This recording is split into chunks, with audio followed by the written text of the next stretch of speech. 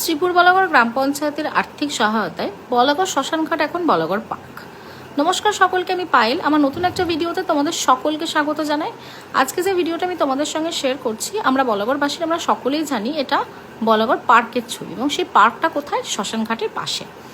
আগে আমরা যারা মেয়েরা ছিলাম, বাড়ির বয়স্ক মানুষরা ছিলাম, আমরা শ্মশানঘাটে যেতে ভয় পেতাম, কিন্তু শ্রীপুর বলাগড় পঞ্চায়েতের পক্ষ থেকে এই পার্কটা করে দেওয়ার পরে সেই ধারণা অনেকটাই বদলে গেছে।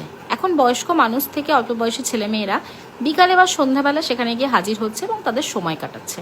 সামনেই গঙ্গার ভিউ অপূর্ব সুন্দর লাগে, তার সাথে মহাদেবের একটা মন্দির রয়েছে ছোট, যেটা ছবি তোলার জন্য আদর্শ, এবং খুব সম্ভবত খুব তাড়াতাড়ি ওখানে একটা শ্মশানকালীর মন্দিরও হবে আর কি।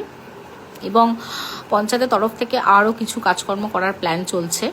আর সব থেকে সুন্দর লাগে যেটা এই নৌকা, যেটা আমাদের বলাগড়ের ঐতিহ্য। যদিও এটা কাঠ দিয়ে বানানো হয়নি, কাঠ দিয়ে বানানো হলে আরও ভালো লাগতো, এটা বাঁশ দিয়ে বানানো হয়েছে, এবং তার সাথে লেখা আই লাভ বলাগড়, যেটা সেলফি জোন।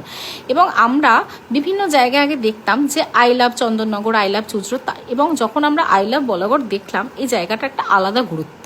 তো সব মিলিয়ে পার্কটা তো ভীষণ সুন্দর। তোমরা কারা কারা দেখে ফেলেছো জানি, আর কারা কারা দেখতে আসবে ঝটপট চলে এসো।